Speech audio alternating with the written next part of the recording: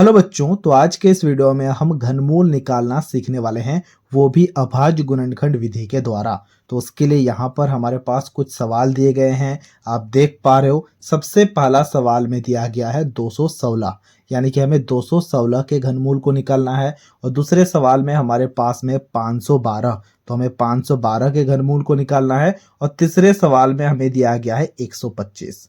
तो यहाँ पर तीन सवालों में से दो सवाल को हम यहाँ पर हल करेंगे और तीसरे सवाल को आपको खुद से बनाना है और उसके आंसर को हमसे कमेंट सेक्शन में शेयर करना है। तो सबसे पहले शुरुआत हम क्वेश्चन नंबर 1 को लेकर करते हैं। क्वेश्चन नंबर 1 में है क्या, उसे सबसे पहले अच्छे से लिखते हैं।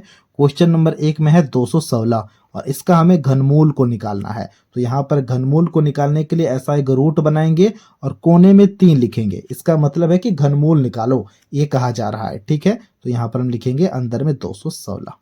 तो सबसे पहले हमें 216 का अभाज्य गुणनखंड निकालना होगा। अभाज्य गुणनखंड का मतलब क्या? अभाज्य गुणनखंड का मतलब 216 का हमें अभाज्य संख्या के गुणा के रूप में लिखना होगा। तो उसके लिए सबसे पहले हम यहाँ पर 216 का बड़ा बड़ा करके लिखेंगे और एक ऐसा लकीर बनाएंगे। ठीक है, और एक इस प्रकार का लकीर बनाएंगे। अब सबसे पहले बताओ कि अभाज्य संख्याएं क्या क्या होती हैं। सबसे पहला अभाज्य संख्या होता है 2, उसके बाद आता है 3, उसके बाद आता है 5, उसके बाद आता है 7, उसके बाद आता है 11। इस तरह का हमारे अभाज्य संख्याएं बढ़ते हो जाती हैं। ठीक है, तो हमें इसे अभाज्य गुणनखंड में लिखने के लिए करना क्या होगा ना, सबसे पहले छोटे अभाज्य संख्या से भाग करके देखना होगा। छोटा अभाज्य संख्या कौन है? 2 है, तो 2 से भाग करके देखेंगे। अगर भाग होता है तो अच्छी बात है, नहीं होता है तो हम 3 से ट्राई करेंगे। 3 से नहीं होता है 5 से ट्राई करेंगे, 5 से नहीं होता है 7 से ट्राई करेंगे। कुछ इस प्रकार के हम अभाज्य संख्याओं से भाग करना ट्राई करेंगे। ठीक है, तो सबसे पहले 2 से भाग करके देखो, क्या 2 से भाग होगा? बिल्कुल भाग होगा, क्योंकि 216 हमारा एक सम संख्या है। तो हम यहाँ पर 2 लिखेंगे और जो भी भागफल में आएगा उसे हम यहाँ पर लिखेंगे। तो सबसे पहले भाग करके रफ में देख लेते हैं, ये हमें रफ में करना है। ठीक है, तो हमने यहाँ पर 2 से भाग किया 216 को। हमें पता है 2 1 कम 2 होता है, तो ये कट गया। ठीक है, नीचे क्या आया? नीचे 1 आया। अब 1 को तो आप 2 से भाग नहीं दे सकते, तो 6 को भी नीचे उतारना होगा, क्योंकि दोनों संख्या नीचे उतर गया तो यहाँ पर एक 0 लगेगा। और हमें पता है 2 8 16 होता है, तो यहाँ पर 16 आ गया, यानी कि ये कट गया। ठीक है, यानी कि भागफल में 108 आ चुका है, तो हमने यहाँ पर 108 लिखा।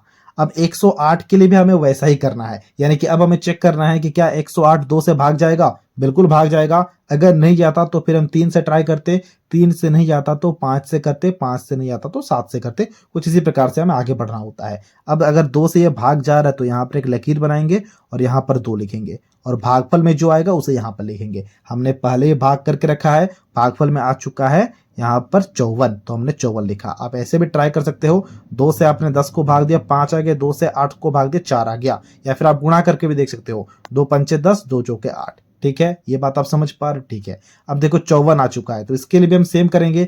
54 भी, क्योंकि एक हमारा सम संख्या है, तो ये भी 2 से भाग हो रहा होगा। जब हमने इसे 2 से भाग दिया तो भागफल में क्या आएगा बताओ?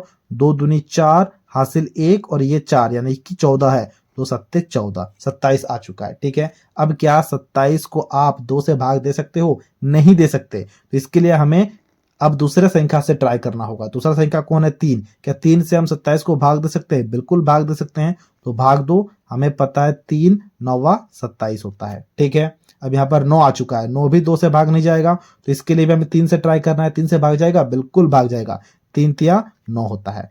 अब जैसे ही यहां पर कोई एक अभाज्य संख्या आ जाएगा ना, देखो अभाज्य संख्या का लिस्ट में 3 है, यहां पर 3 आ गया। जैसे ही यहां पर अभाज्य संख्या आ जाएगा हमें रुक जाना है, यानी कि इसका अभाज्य गुणनखंड हो चुका है। ठीक है, अब हम क्या लिखेंगे बताओ? अब हम 216 की जगह में लिखेंगे, ये जितने भी संख्या आए हैं इन्हें गुणा करके लिखेंगे। ठीक है, तो हम यहाँ पर लिखेंगे 216 बराबर क्या क्या संख्याएं आए हैं? देखो 3 बार 2 आया है और 3 बार 3 आया है, इन्हें गुणा करके लिख दो। 2 गुणा 2 गुणा 2, फिर हम यहाँ पर 3 को भी 3 बार गुणा करेंगे, तो हमने 3 को भी यहाँ पर 3 बार गुणा कर दिया।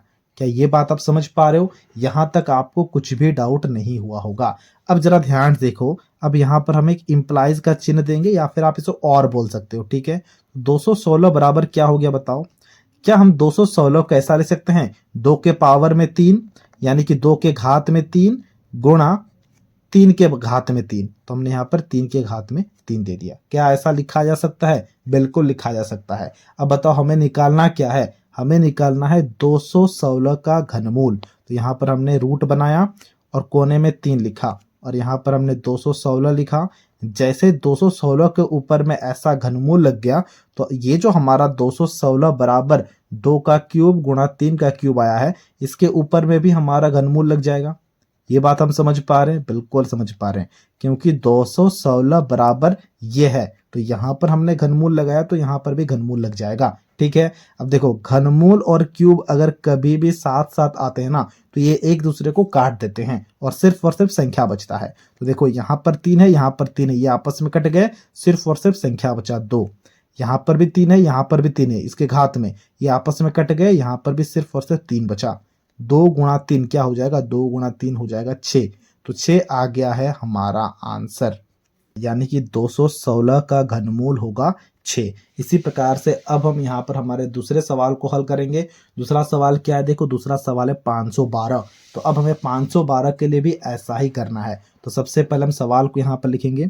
सवाल है हमारे पास 512, यानी कि 512 के घनमूल को हमें निकालना है। ठीक है, तो हमने यहाँ पर 512 लिखा। सबसे पहले 512 को बड़ा बड़ा करके लिखते हैं और इसको भी हमें वैसा ही अभाज्य गुणनखंड सबसे पहले करना है, यानी कि सबसे पहले 2 से भाग दे के देखेंगे। अगर 2 से भाग होता है तो अच्छी बात है, अगर 2 से भाग नहीं होता है तो फिर हम 3 से ट्राई करेंगे, 3 से भाग नहीं होता है तो फिर हम 5 से ट्राई करेंगे, 5 से भाग नहीं होता है तो फिर 7 से करेंगे, फिर 11 से करेंगे। कुछ इस तरह से हम आगे बढ़ते हो जाएंगे। तो सबसे पहले 2 से भाग करके देखो, क्योंकि ये एक सम संख्या है तो 2 से भाग होगा। जैसे हमने इसे 2 से भाग किया तो हमारे पास भागफल क्या आएगा? देखो 2 दूनी 4 और यहाँ पर हासिल 1, 2 पंचे 10 और यहाँ पर 12 हो गया, यानी कि 2 छक्का 12। कुछ इस तरह से आपको डायरेक्ट करना होगा और अगर आपको डायरेक्ट करने में प्रॉब्लम है तब आप भाग करके भी देख सकते हो। ठीक है, अब देखो 256 आ चुका है। 256 के लिए भी हम यहाँ पर 2 से भाग कर सकते हैं, क्योंकि ये भी एक सम संख्या है। देखो यहाँ पर 2 है, हमें पता है 2 एक कम 2 होता है, यहाँ पर 5 है तो 2 दूनी 4 हो सकता है, हासिल 1, तो ये 16 बन गया, 2 अट्टे 16। ठीक है, ये देखो हमारे पास 128 आ चुका है, ये भी 2 से भाग जाएगा। जब हमने इसे 2 से भाग दिया तो यहाँ पर क्या आएगा बताओ? 2 गुणा 6 करोगे 12 आएगा, यहाँ पर 4 है, 2 गुणा 4 करेंगे तो यहाँ पर 8 आ जाएगा। ठीक है, अब 64 आ चुका है, इसके लिए हम आसानी से कर सकते हैं। इसे भी हम 2 से भाग देंगे तो यहाँ पर क्या आएगा? 2 तिया 6, 4 है, 2 दूनी 4। यहाँ पर 32 आ चुका है, इसे भी हम आसानी से कर सकते हैं। देखो 2 से अगर हम इसे भाग देंगे तो क्या आएगा? 2 एक कम 2 और यहाँ पर 12, यानी कि 6 आ जाएगा। ठीक है, इसी प्रकार से आपको भी डायरेक्ट भाग करना सीखना होगा और अगर यहाँ पर आपको प्रॉब्लम हो रहा है तब आप इन्हें भाग करके भी लिख सकते हो। अब 16 आ चुका है, हमें पता है 2 अट्ठे 16 होता है। ठीक है, देखो 2 ही आ रहा है सिर्फ और सिर्फ। ठीक है, कोई बात नहीं। अब देखो फिर से हम इसे करेंगे, 2 चौके 8। ठीक है, फिर से अगर आप इसे 2 से भाग दोगे ये हमारे पास में क्या आ जाएगा? 2 दूनी 4। काफी लंबा हो चुका है और सिर्फ 2 ही आया है। 2 कितनी बार आया है? 1 2 3 4 5 6 7 8 9, 9 बार 2 आया है। तो हम यहाँ पर चीजों को लिखते हैं तो 512 बराबर क्या हो गया? 512 बराबर 2 आ चुका है 9 बार, तो हमें इसे 2 को 9 बार लिखना है।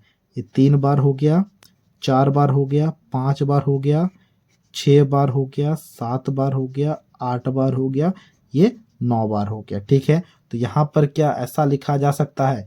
512 बराबर, देखो इसको 3 को लो तो ये आ गया 2 का पावर में 3 या फिर 2 के घात में 3, फिर 3 2 को लो तो ये आ गया 2 के घात में 3 और फिर 3 को लो तो ये भी आ गया 2 के घात में 3। ठीक है, देखो 2 के घात में 3, 2 के घात में 3, 2 के घात में 3। ठीक है, अब हम क्या निकालेंगे? अब हम इसका घनमूल निकालेंगे। तो यहाँ पर हम ऐसा लिखेंगे, एक रूट बनाएंगे, 3 देंगे और यहाँ पर 512 लिखेंगे, क्योंकि 512 में घनमूल लग गया तो इस पर भी घनमूल लग जाएगा। तो इस पर भी हमने घनमूल लगाया तो ये क्या हो गया? 2 क्यूब गुणा 2 क्यूब गुणा 2 क्यूब। अब देखो कभी भी घनमूल और क्यूब साथ में आ जाए तो ये आपस में एक दूसरे को कैंसिल कर देते हैं, यानी कि ये और ये कट गया, सिर्फ और सिर्फ संख्या बचेगा। तो यहाँ पर भी 2 बचा, ये और ये कट गया तो सिर्फ और सिर्फ संख्या बचा, ये और ये कट गया तो सिर्फ और सिर्फ संख्या बचा। तो बचा क्या? 2 गुणा 2 गुणा 2, 2 दूनी 4, 4 दूनी 8, 8 आ चुका है हमारा आंसर, यानी कि 512 का जो घनमूल होगा वो 8 होगा। तो दोस्तों हमने क्वेश्चन नंबर 1 और क्वेश्चन नंबर 2 को काफ़ी अच्छे से हल कर लिया है। अब क्वेश्चन नंबर 3 को आपको खुद से बनाना है और इसके आंसर को हमसे कमेंट सेक्शन में शेयर करना है। तो ये था आज का वीडियो जहां हमने घनमूल निकालना काफ़ी अच्छे से सीख लिया है। अगर आपको ये वीडियो अच्छा लगा है तो इस वीडियो को एक लाइक ज़रूर कर देना और कुछ इसी तरह के वीडियोज़ को देखने के लिए आप हमारे चैनल को भी सब्सक्राइब कर सकते हो।